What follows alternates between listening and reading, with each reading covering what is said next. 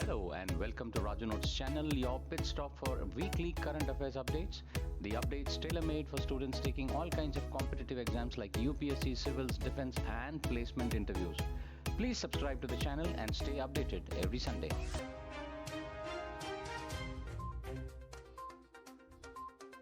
India and Algeria this week took a significant step towards boosting bilateral defense cooperation during Army Chief General Upendra Dwivedi's official visit to the North African country. The visit aims to reinforce defense and security engagements between India and Algeria, with a focus on bolstering army to army cooperation, sharing perspectives on regional and global security challenges, and exploring avenues for defense industrial collaboration.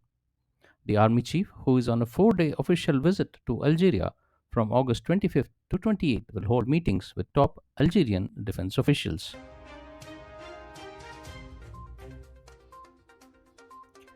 Describing it as a significant step towards Lebanese sovereignty, Israeli Prime Minister office has issued a statement acknowledging Lebanon's recent government decision to pursue the disarmament of Hezbollah by end of 2025.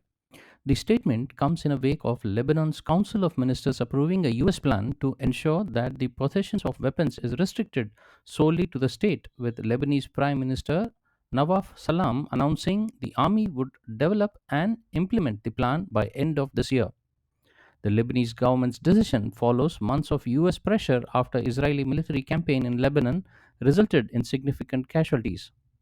The Israeli statement emphasized that both nations should move forward cooperatively towards the shared objectives of Hezbollah disarmament to promote regional stability and prosperity, though implementation remains uncertain given Hezbollah's strong opposition to surrendering its military capabilities. The Central Industrial Security Force CISF has launched its first all women commando unit to boost gender parity. Training is underway at the Regional Training Center in Barwaha, Madhya Pradesh. 30 women personnel are undergoing an 8-week advanced course at the center. The program includes physical fitness, weapon training, live fire drills, rappelling, and survival exercise. These commandos will be deployed in quick reaction teams and special task force at high security sites. At least 100 women from aviation security group and sensitive units will be trained in the first phase. CISF aims to make this a regular part of its training and reach 10% women representation. Currently, women make 8% of the force, with 2,400 more recruits expected next year. ISRO has successfully accomplished first integrated air drop test AIDT-01 for end-to-end demonstration of parachute-based deacceleration system for Gaganyaan mission. It was a critical exercise to validate parachute system that will bring back astronauts safely under the mission from its spaceport. This test is a joint effort of ISRO, Indian Air Force, DRDO, Indian Navy and Indian Coast Guard. The test was designed to evaluate full suit of parachutes that will slow down and stabilize the crew module during re-entry and splashdown of the actual human spaceflight mission. This includes two drogue parachutes, which are conical or funnel shaped devices with open ends for initial slowing down, followed by pilot chutes and three main parachutes to ensure safe descent. Additionally, ISRO is also preparing for upcoming tests such as Second Test Vehicle Demonstration TVD2 mission and first uncrewed Gaganyaan mission G1, which will pave way for India's maiden human space flight. Defense Research and Development Organization DRDO has successfully conducted the maiden flight test of the Integrated Air Defense Weapon System IADWS this week off the coast of Odisha. In a social media post, Defense Minister Rajnath Singh congratulated DRDO, the Indian Armed Forces, and the industry for the successful development of Integrated Air Defense Weapon System. IADWS is a multi-layer air defense system comprising all indigenous quick reaction surface to air missile QRSAM, advanced very short range air defense system VSHORADs, missiles and high power laser based direct energy weapons DEW. India and Australia have reaffirmed their commitment to further advance Comprehensive Economic Cooperation Agreement CECA Both sides discussed this during the 11th round of India Australia Comprehensive Economic Cooperation Agreement negotiations, which concluded in New Delhi this week. The 6 day CECA negotiations were aimed at further advancing the shared objective of strengthening bilateral trade and economic partnership. Commerce and Industry Minister in a statement said that during the negotiations, both sides also reaffirmed to ensure that CECA delivers meaningful benefit, economic opportunities, and a balanced outcome. The ministry said India and Australia remain strongly aligned to the early conclusion of mutually beneficial comprehensive economic cooperation. It added that as India steadily advanced its footprint through multiple trade agreements, this round reflects a steadfast commitment to enhance economic partnership anchored with national priorities and ground aspirations. Building on this progress achieved in earlier rounds and intersession meetings, negotiations covered a wide range of areas including goods, services, and mobility, digital trade, and legal, bringing greater understanding for convergence of the remaining provisions. Department of Posts under Ministry of Communications has decided to temporarily suspend all postal articles to United States from 25th of August. The decision came following an executive order by the US government under which the duty-free exemption of goods valued up to $800 will be withdrawn with effect from 29th of August. Ministry of Communication said in a release that all international postal items destined for US, regardless of their value, shall be subject to customs duty as per the country-specific International Emergency Economic Power Act tariff framework. However, gift items up to $100 shall continue to remain exempt from duties. Department of Post is closely monitoring the evolving situation in coordination with all the stakeholders, and every effort is being made to normalize services at the earliest possible opportunity. Customers who have already booked articles that cannot be dispatched to US due to these circumstances can seek refund of postage. The Department of Post has expressed regrets and inconvenience caused to the customers.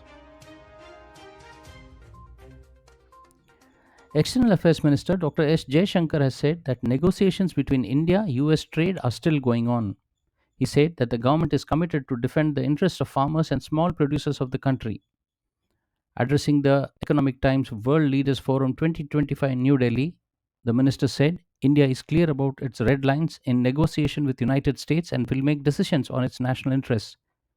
On oil imports and sanctions, the minister said it is presented as an oil issue, but it is still not applied to the larger importers, China. He said arguments used to target India have not been applied to China. He stressed that India's strategic autonomy, saying that the decisions taken are in national interest. He said government is giving special emphasis on self-reliance Atmanirbharta. He also said the recent experience has taught that not to be exclusively dependent on a single supply chain or a single country source. Defense Minister Rajnath Singh has said that India is building a robust defense ecosystem by promoting innovation and technology development for creating a suitable growth environment for domestic companies. He said country is marching towards direction of building fifth generation fighter aircraft and manufacturing aircraft engine. He said engine manufacturing is going to start in the country with the French company Safran. Speaking during an event in New Delhi, the minister said government has approved a new order with HAL to manufacture 97 Tejas fighter planes with the cost of 66,000 crore rupees. He said HAL has earlier been given an order to build 83 aircrafts at a cost of 48,000 crore rupees. Mr. Singh invited all foreign companies and investors to come and invest in country's vibrant defense manufacturing ecosystem.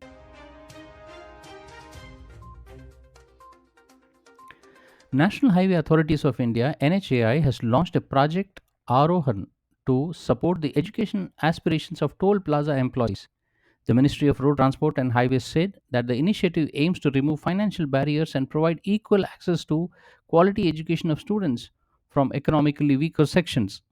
Speaking on launch of the initiative, NHAI Chairman Santosh Kumar Yadav said, Project Aarohan reflects commitment of NHAI towards toll plaza employees and their families. He said the project is aimed at nurturing the talent of the students who will power the growth of the country. The project aims to cover 500 students from class 11 to final year of graduation. Each student will receive an annual scholarship of 12,000 rupees during the financial year 25-26. Additionally, fifth bright student aspiring for postgraduate and higher studies will be supported with a scholarship of 50,000 rupees each. The application process will be conducted through an online portal requiring students to submit relevant documents like academic record, income proof, caste certificate, and ID proof.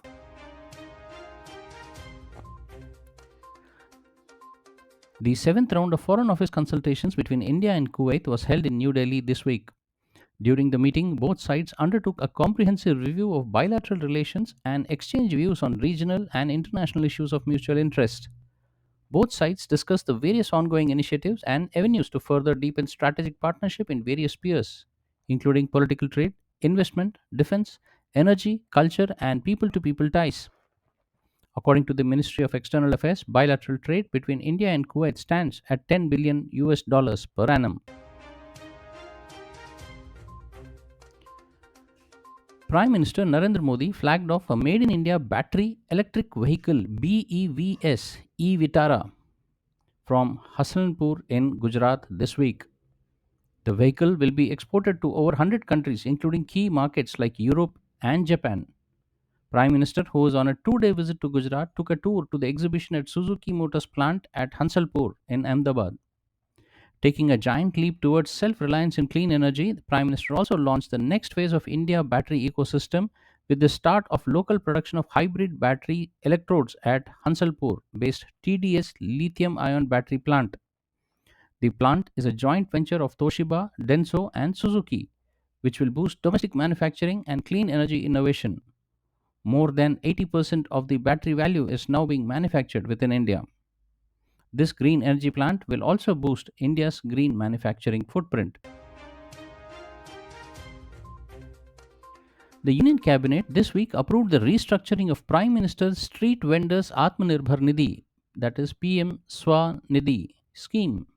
The Cabinet also approved for the extension of lending period beyond 31st of December 2024.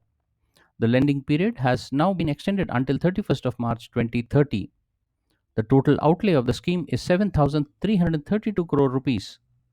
The key features of restructured scheme include enhanced loan amounts across the first and second tranche, provisioning of UPI linked RuPay credit card for beneficiaries who have repaid the loan, and digital cashback incentive for retail and wholesome transactions. The first tranche loan has been increased up to 15,000 rupees from 10,000 rupees, and the second tranche loan have increased up to 25,000 rupees from 20,000 rupees, while the third tranche remained unchanged at 50,000 rupees. The government had initially launched PM SVANidhi scheme on 1st June 2020 to support street vendors who faced unprecedented hardship during the COVID-19 pandemic. As of July this year, over 96 lakh loans amounting to 13,797 crore rupees has been disbursed to more than 68 lakh street vendors. The United Nations Security Council has decided to end the peacekeeping operations in Lebanon, which nearly 1,000 Indian troops are deployed. The Council voted yesterday to shut down in 2 years the UN Interim Force in Lebanon, also called as UNIFIL, that has been struggling to keep the peace in South Lebanon, where Israeli confronts the Hezbollah and weak Lebanese military is caught in middle. The 47-year-old UNIFIL's mandate that expires this week was extended for final time till the end of 2026, with another year allowed for safe and orderly winding down of operations. There are currently 10,800 peacekeepers in UNIFIL, including 903 from India.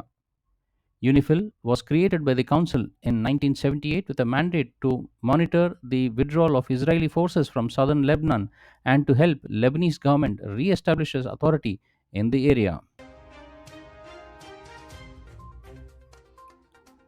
Law and Justice Minister Arjun Ram Meghwal has said that India is steadily positioning itself as a global hub for arbitration with a focus on establishing a network of credible arbitral institutions. Mr. Megwal said this while addressing the first meeting of India Singapore Joint Consultative Committee established under the MOU on cooperation in law and dispute resolution in Singapore. Mr. Megwal highlighted that the MOUs reflect the shared resolve between both nations to deepen institutional cooperation in the fields of arbitration and mediation. He noted that alternative dispute resolution mechanism has also become central to India's legal reform journey. During the meeting, both sides also shared best practices from their jurisdictions in the areas of institutional arbitration, mediation, and commercial dispute resolution through courts. Well, that's all, friends, for this week's updates. See you soon next Sunday on the same channel. Till then, take care. Bye bye.